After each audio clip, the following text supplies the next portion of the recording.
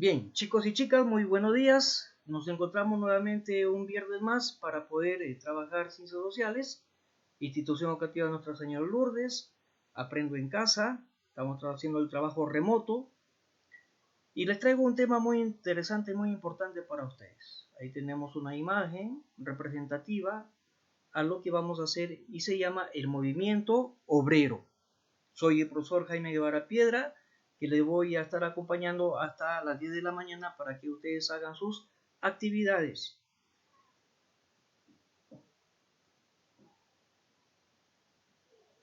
Ahí está construyéndose la esquemita para poder explicar. Y tenemos lo siguiente. Las corrientes ideológicas del movimiento obrero.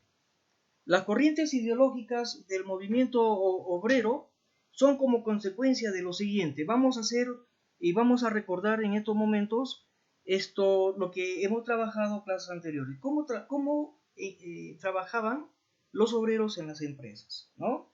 Y podemos decir que las condiciones laborales de los obreros quedaban reflejadas, pues, ya ustedes saben, en jornadas que se prolongaban hasta 14 horas diarias, incluso sobrepasaban las 16 y 18 horas, sin derechos a día de descanso, ¿no?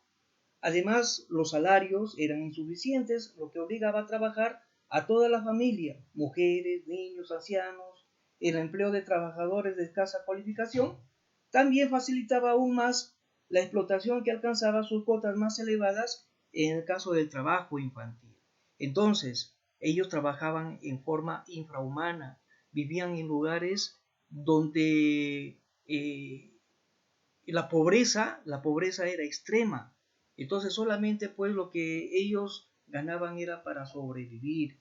Entonces, como consecuencia de esa explotación es que nacen corrientes ideológicas que van a ir en favor de los obreros. Y esas corrientes ideológicas son los siguientes y lo vamos a trabajar.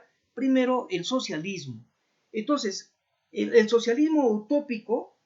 ¿Qué es el socialismo utópico? Aspiraban, dice, a construir una sociedad ideal basada en el reparto equitativo de los bienes o beneficios del trabajo. Entonces, miren, los socialistas utópicos, utopía significa algo ideal que no se va a realizar nunca, ¿no? Ellos manifestaban que para remediar la situación de explotación de los obreros, proponían pues soluciones idealistas. Entre ellos vamos a enumerar, por ejemplo, a Saint-Simon, Fourier, Owen y otros socialistas utópicos.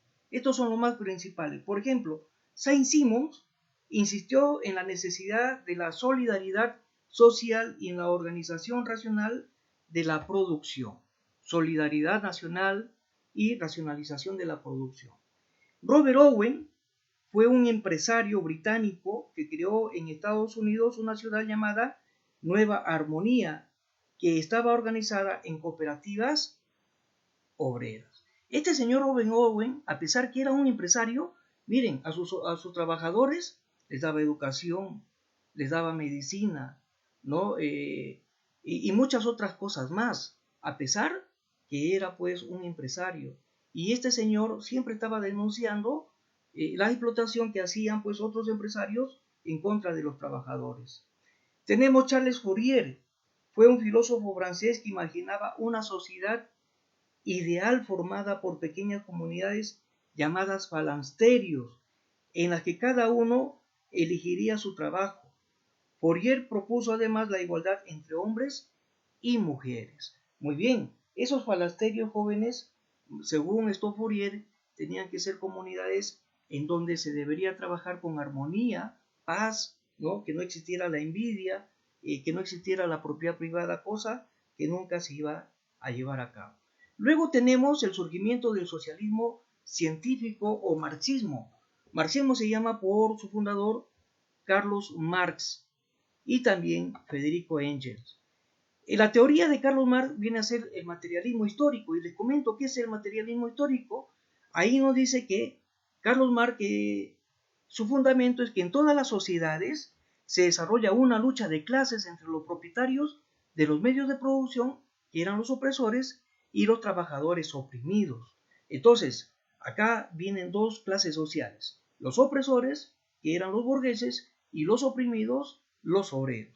Ahora, en esa lucha de clases, ¿no? Los obreros deberían ganar, los obreros deberían unirse y luchar contra los burgueses.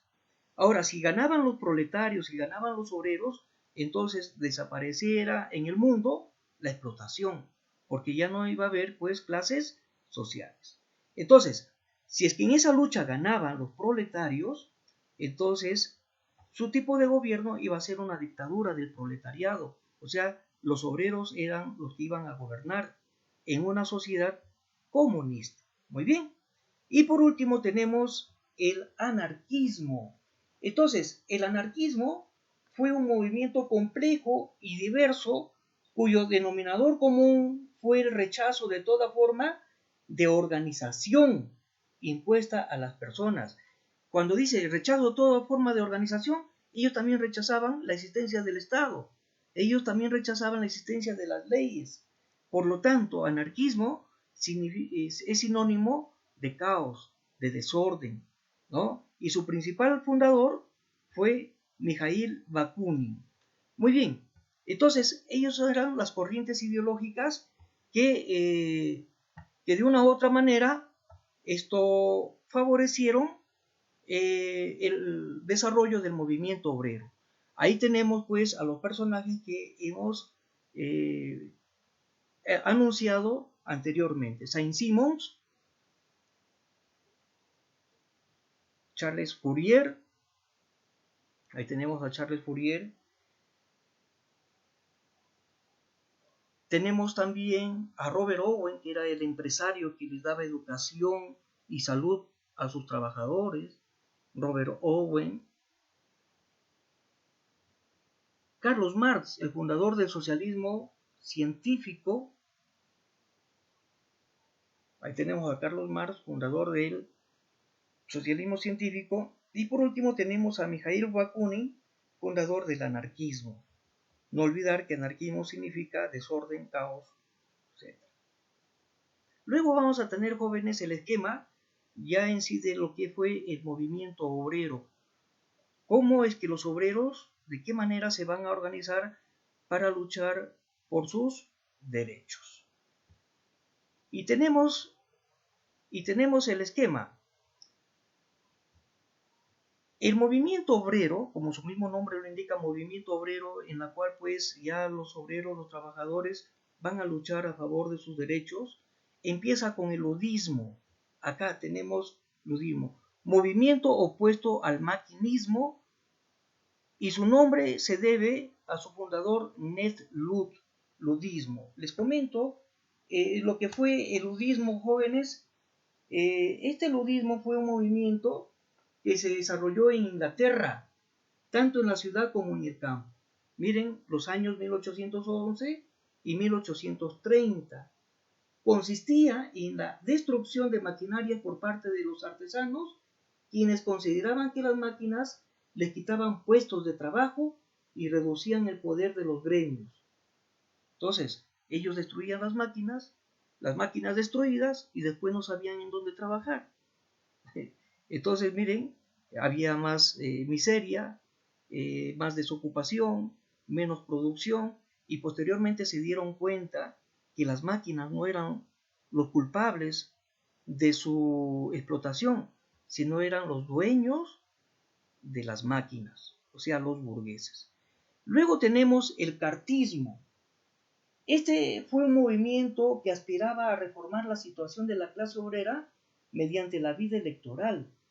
Buscaba la abolición de las leyes de pobres y la modificación de las condiciones de trabajo industrial. Ellos buscaban buenos salarios, jornadas laborales no más de 10 horas. En 1838, un grupo de obreros presentó al Parlamento británico una carta del pueblo. Miren, ¿no? Los obreros presentando al Parlamento de Inglaterra lo que se llamaba la Carta del Pueblo, por eso su nombre de cartismo, en la que pedían una reforma electoral y un programa democratizador. Y conclusión del cartismo es que el Parlamento aprobó la jornada laboral de 10 horas, ya no de 14 ni 16, los obreros tenían que trabajar solamente 10 horas de trabajo. Es un logro muy importante. Luego tenemos ya las revoluciones de 1848, que fueron netamente revoluciones sociales y políticas, ¿no? Que se dieron en Francia en contra de la restauración monárquica. ¿Qué significa restauración monárquica? Que los reyes nuevamente querían gobernar, pero ya no lo permitieron. ¿Por qué? Porque los dueños del poder eran los burgueses. Entonces, ¿qué enseñanza nos deja la revolución de 1848? Esto de acá, que la clase obrera debería rechazar la alianza con la burguesía, se organizó en sindicatos y se adhirió al marxismo y al anarquismo. Acá, jóvenes dice, se organizó en sindicatos. ¿Qué es un sindicato? El sindicato viene a ser, pues, jóvenes, simplemente pues la unión de los trabajadores para poder reclamar por sus derechos laborales. Entonces, un sindicato, por ejemplo, el sindicato pues de talabarteros, el sindicato de los obreros que trabajaban en un determinado puesto, por ejemplo, de los obreros textiles, ¿no? Etc. Entonces, cada actividad tenía ya su sindicato. Y este sindicato se unió, miren, al marxismo y al anarquismo. Nos hace concluir entonces que los obreros fueron marxistas y fueron anarquistas. Y por último, se logró, jóvenes, lo que se llama el sufragio femenino, que fue un logro muy fundamental para que la mujer pueda votar en las elecciones. Muy bien, entonces eso ha sido la explicación, jóvenes, de nuestro tema, y a continuación ustedes tendrán la oportunidad de leer el material y al final van a tener dos testimonios, ¿no? Por la cual ustedes tienen que analizar esos testimonios y responder y completar dos cuadritos comparativos. Muy bien, muchas gracias por su atención y estaré con ustedes hasta las 10 de la mañana para absolver algunas preguntas que ustedes me puedan hacer.